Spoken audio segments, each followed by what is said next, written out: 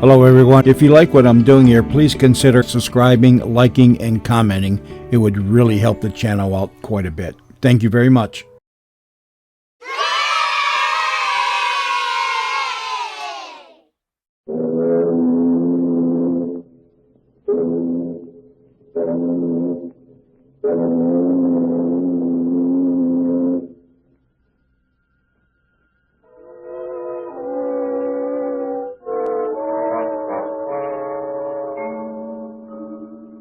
Cabin B13. From his notebooks of the strange and sinister, Dr. Fabian brings you tonight's tale of the sleep of death. The circular bedroom, high in a castle tower, hung with rare tapestries, filled with a haunting atmosphere of witchcraft and death. The young American, Ned Whiteford, knew that for 200 years no person who had slept in that room had lived through the night. Whatever it was that killed left no trace. Would you, like Whiteford, have dared to rest your head there because you were in love? From Cabin B13, CBS brings you another great tale of mystery and murder. Written by the world-famous best-selling mystery author John Dixon Carr. Directed by John Deep. Now, here's Mr. Carr's famous Dr. Fabian, ship surgeon and world traveler, to tell you tonight's tale, The Sleep of Death.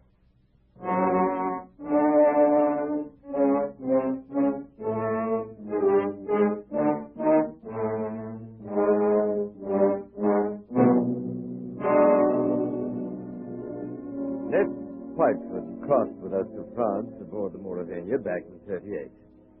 He was looking forward to his new position at the American Embassy. He was young, and even wore jittery Paris was a magic land to him.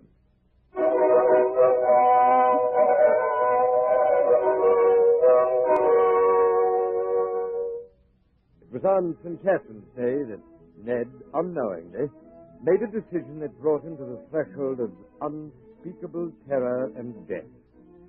And he made it in the midst of the gayest celebration Paris knew, the president's costume ball at the opera. Look at Ned now, wearing the uniform of one of Lafayette's officers. And look closely at the dark-haired young girl in costume, sitting across from him at the little table, half screened by the palms. Ned, don't. Please, you mustn't. Look here, Ileana. We've got to settle this thing.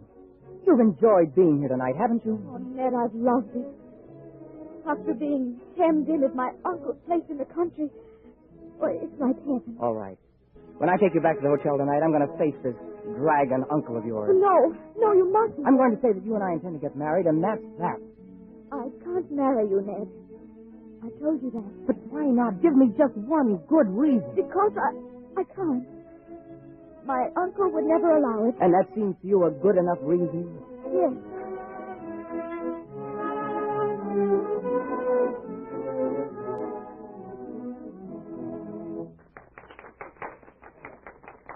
This uncle of yours, what's his name? Count Stephen Kohari. He's a Hungarian, I think you said. Yes, so am I. My mother was an American. What's he like, actually? Well, he's a little eccentric. Ned. What is it? There he is now. Your uncle? Yes, the elegant man in plain evening clothes with the order of the golden fleece across his chest. I see him. He looks as black as a thundercloud. Oh, give me my mask, quick, before he sees it. No, Ileana. Why not? We'd better face this out now. Sit still. Good evening, Ileana. Good evening, Uncle Stephen. Uncle, may I present Ned Whiteford? How do you do, sir? How do you do? Ileana, do you think that costume is quite the thing to wear in public? Why not? An older generation might call it immodest. It looks like Like what? nothing. You go and get your cloak or your domino, whatever you wore here. Uncle, please. Do as I say. Don't make me go home so soon. It's hardly 11 o'clock. I was not asking you to go home, my dear. I was merely asking you to put on a wrap. Oh, all right, I'll get it. You stay and talk to Ned. I shall be delighted.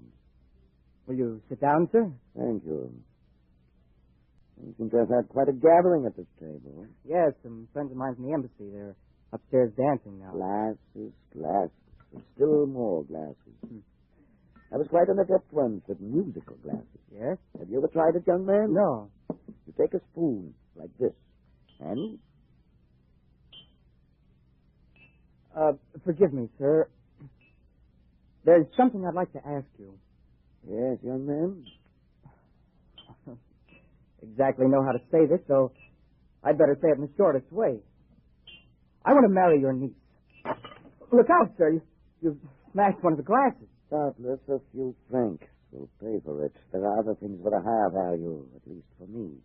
Well, maybe I ought to mention that I'm attached to the American embassy here. That I have some money of my own and have to support Ileana well. Indeed. I only mention that to show, well, that Ileana will be well provided for. The ambassador will vouch for me if you'd like to ring him up. I ought to mention, I have always kept Ileana carefully guarded from the world. Almost too carefully guarded, don't you think? That, young man, depends on my reason. I'm sorry again. You have known Ileana how long? A week. A week. You would not choose a business partner in a week. Yet you want to marry Ileana a week after you meet her. We know our own minds, sir. And you know more than the wisest men of the world. However, as one whose dearest wishes Ileana's happiness. I hope it is, Count Corey. You doubt what I say? Oh, no, sir. Go on. Well, let me make you a counter proposition. I own a chateau in Touraine, not far from Paris. I know, Ileana told me. And here's my suggestion. Why not come down and visit us for a week or two? Well, that's very decent of you, sir. Not at all. If at the end of that time you are not cured of this infatuation... Well, it's not an infatuation. I swear it's not. If at the end of that time you are not cured permanently of this feeling, you may take Ileana with my blessing. Is that fair? It's more than fair, Count Corey. I don't know how to thank you. Don't try. There is just one thing, however. Yes, sir? At the Chateau d'Azay, there's a certain bedroom. We call it the tapestry room. Yes. I assure you it will be very interesting to sleep in that room. Why? Is it haunted or anything like that? Not exactly haunted. And now, if you don't mind, I shall say good night. I think I can trust you to bring Ileana safely to the hotel. Yes. In the meantime, look there. What is it now? Those streams of our fellow guests pouring down the main staircase. Shapes of nightmare. Shapes of delirium. Insane, dead masks where only the eyes move. Mightn't you be terrified, perhaps, if you could look behind those masked gargoyle faces? No, I don't think so. They're only ordinary people like ourselves. That's, where you make your mistake. I shall expect you for the weekend. Good night. Good night. Ned. Ned. It's all right, Ileana. You can come out from behind the palms. What was my uncle saying? I couldn't hear. Ileana, it couldn't be better. He's a very decent old boy, actually. And he's invited me to the Chateau d'Azay. Did he say anything about the tapestry room? Yes, he asked me if I'd mind sleeping there. And you said? I said I would, naturally. You mustn't do it, Ned. I won't let you do it. Why the devil not? Because everybody who sleeps in that room dies. Are you serious? Ned, please don't do it. Nonsense. A lot of superstitions about every old house. This isn't a superstition, Ned. It happened once when I was a little girl. A man insisted on sleeping there.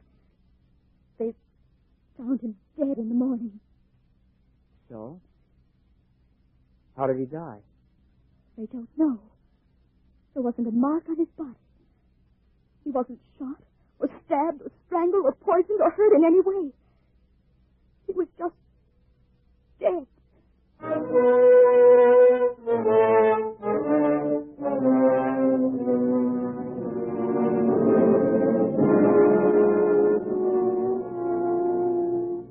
2 nights later, in the part of France once called La Touraine, the wind moans down the valley, and rain flickers across the apple trees, and thunder stirs in those haunted hills.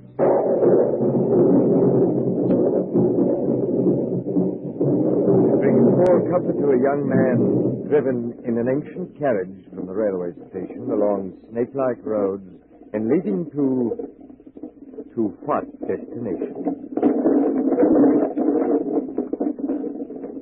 Ahead, a flash of lightning shows the grey walls and conical slate-roofed towers of a chateau set some distance back from the road. Light shines from its narrow windows, dimly seen through the rain. Driver, coachman. Yes, monsieur. Is that the Chateau d'Azay up ahead? Yes, monsieur. I will take you to the very door If what? Why do you cross yourself? if I am permitted. What should stop you? Only fear, monsieur. I am not much afraid.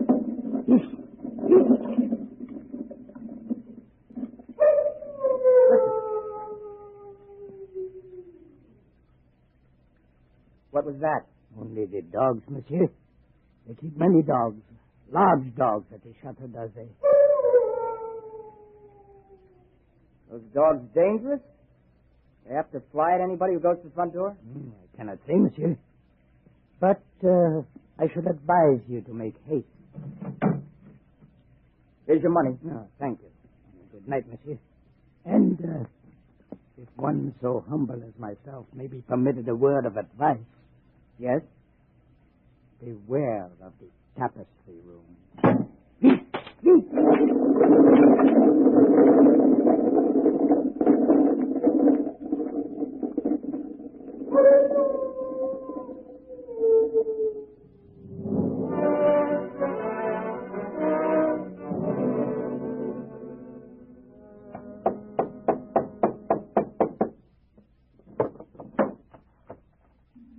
You are Edward Whitefoot?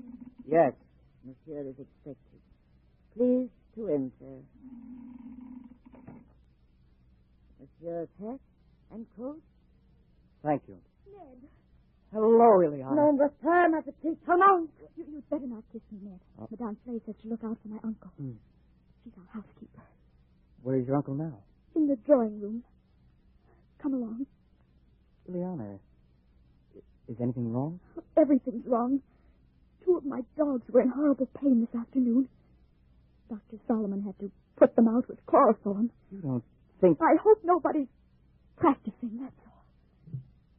Here we are. Nice tiger skins on the floor. I say, who's that little old man with a gray beard sitting over by the fire? That's Dr. Solomon. That funny-looking eyes. He watches and watches and watches. But he's an old friend of the family.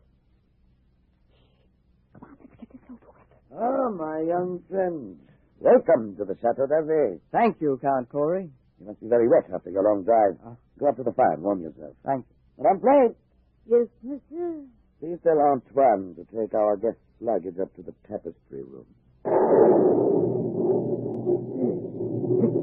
Monsieur? That is what I said, Madame Flay. Yes, monsieur. An odd coincidence, Mr. Whitefield. Dr. Solomon and I were just discussing the fate of the last person who slept in the tapestry room. This is not good, my friend. This is against my advice. Here, Dr. Solomon croaking. This is not good, I tell you. It is the wrong season of the moon. Moon? But there's no moon tonight. It's raining cats and dogs. Don't talk about dawn. Nevertheless, it is the wrong season of the moon. I say no more. Cheerful man, that doctor. Don't do it, Ned. I won't be responsible if they make you do it. But look here, Count Corey. What did happen to the last fellow who slept in the tapestry room? Let's not call him a fellow, young man. He was a very stately gentleman. The Bishop of Tours. That was some time ago. Eliana was only 15 years old. But surely she must remember it. I remember it. The church said our bishop has no use for superstitions. He insisted on sleeping there. I made him as comfortable as possible. He was found dead the next morning, with a crucifix still in his hand. Was it poison? There was no poison, monsieur. Here, Dr. Solomon. It's true, Ned. There were just 2 curious things in connection with the death, Mr. Whitefoot. On the mantelpiece was found burning a stick of incense. Ordinary incense, nothing wrong with it. Yes, sir. And under the dressing table, the police found an empty jar of ointment. Now come, use your detective wits. A dead man and some burning incense and an empty jar of ointment. What do you make of that? I don't make anything of it. Is there any reason for this story of death? Reason? Any legend attached to the room or something like that? Yes, there is. Well, sir? They're a very old family, my friend. Old and perhaps accursed. When certain of my ancestors moved from Hungary to France in the 17th century, they brought certain beliefs with them. The old religion. The old religion? Yes, the cult of Diana. The witch cult, if you prefer. Now, look here, sir. Must we talk about this? Ah, you smile. When I say the word witch, Mr. Whiteford, you think of some humorous picture on a Halloween card. It was very different in the Middle Ages, believe me. There were many to worship unashamed at the grand Sabbath, to receive all favors from Satan, their master, to dance forever joyously in the red quadrilles of the netherworld. Some 200 years ago, an ancestress of mine, Catherine Corey, was tortured to death in the tapestry room for professing the old religion. Many persons have not thought it safe to sleep there since. Are you answered? Come, sir, this is some kind of elaborate joke. Joke? The Bishop of Tours did not find it a joke. Not a mark on his body. I assure you, as a physician, not a mark on his body. You hear, Dr. Solomon? I hear him. Understand me, my boy. There's no compulsion in this. If you had not the nerve to sleep in that room... Who says I haven't got the nerve? You're weakening. I think I can see it in your face. Would you like to make a little bet on that? What sort of bet? If I spend the night in this famous room and come out of it alive... Go on. Will you give your consent to the marriage immediately? Tomorrow morning? Why tomorrow morning? Because I don't think the atmosphere of this place is good for Ileana. What do you say? Will you do it? Very well, my boy. I accept the terms of your wager. Don't do it, Ned. For the love of heaven, don't do it.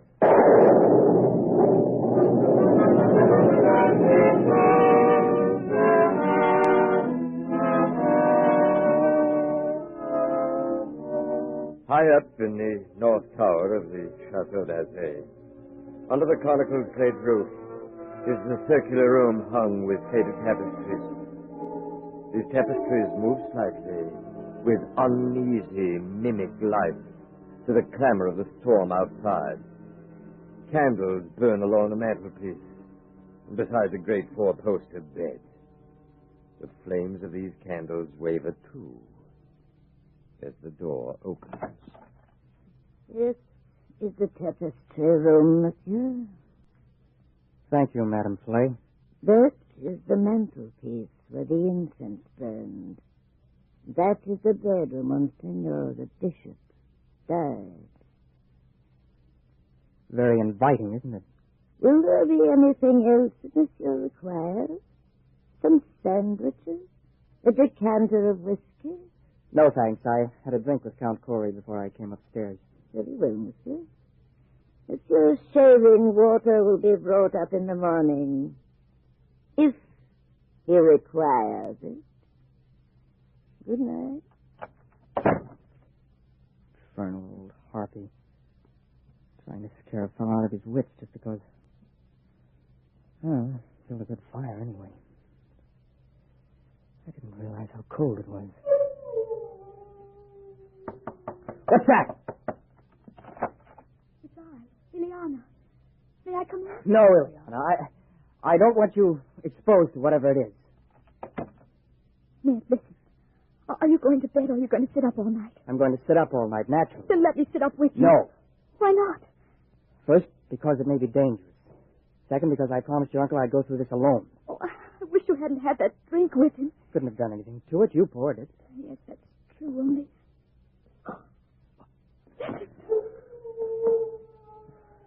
It's only one of the dogs. No.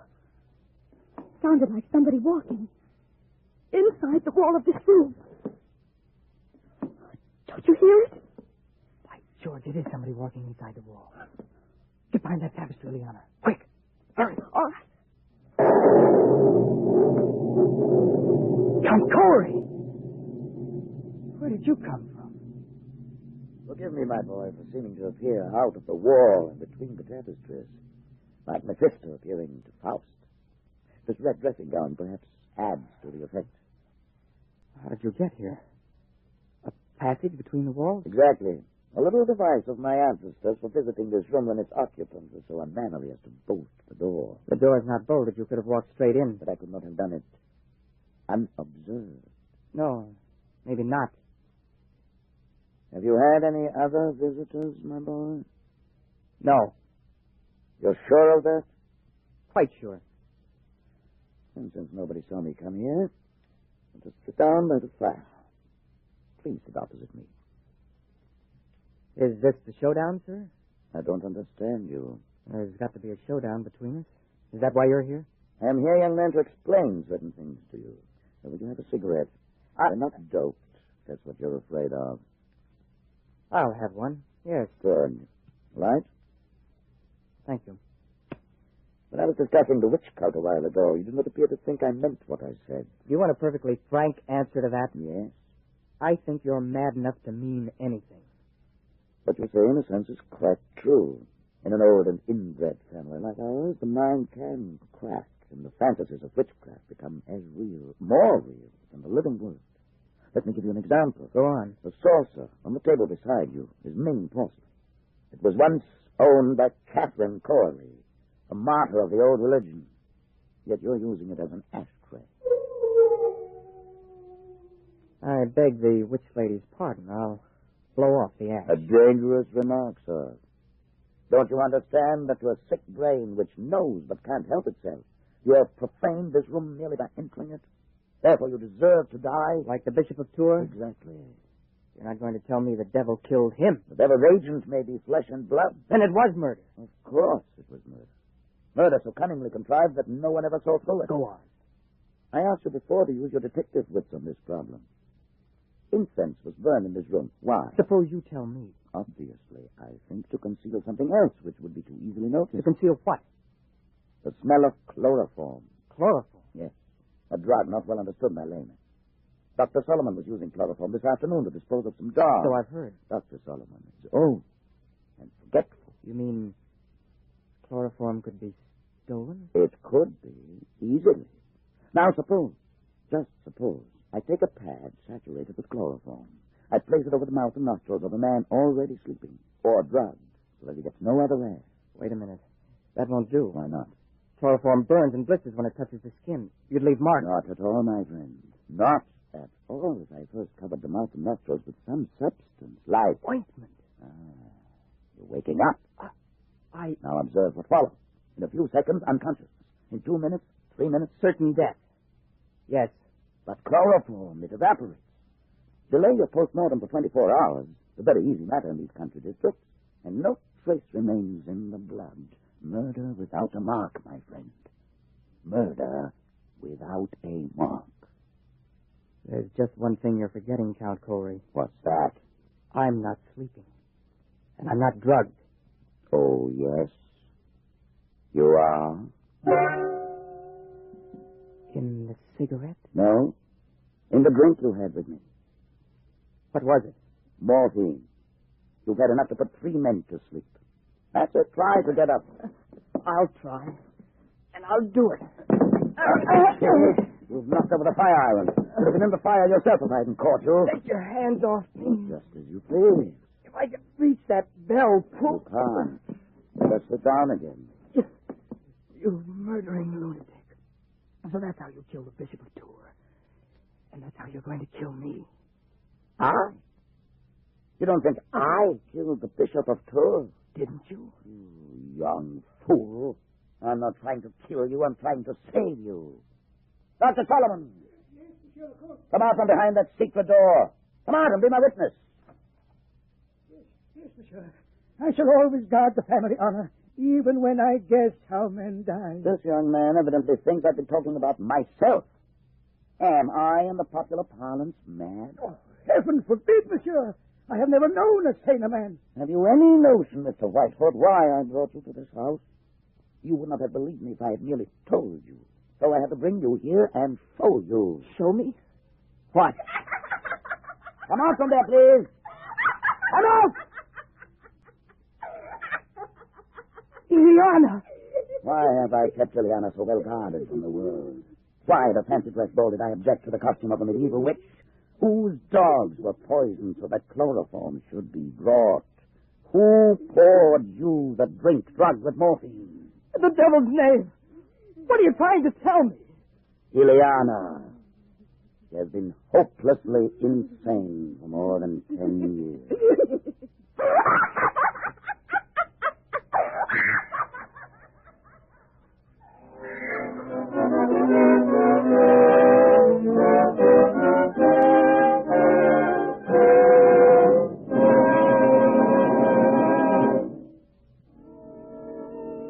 And so ends my story, The Sleep of Death, a tale which may give uneasy moments to those of you who may be inclined to fall in love at first sight.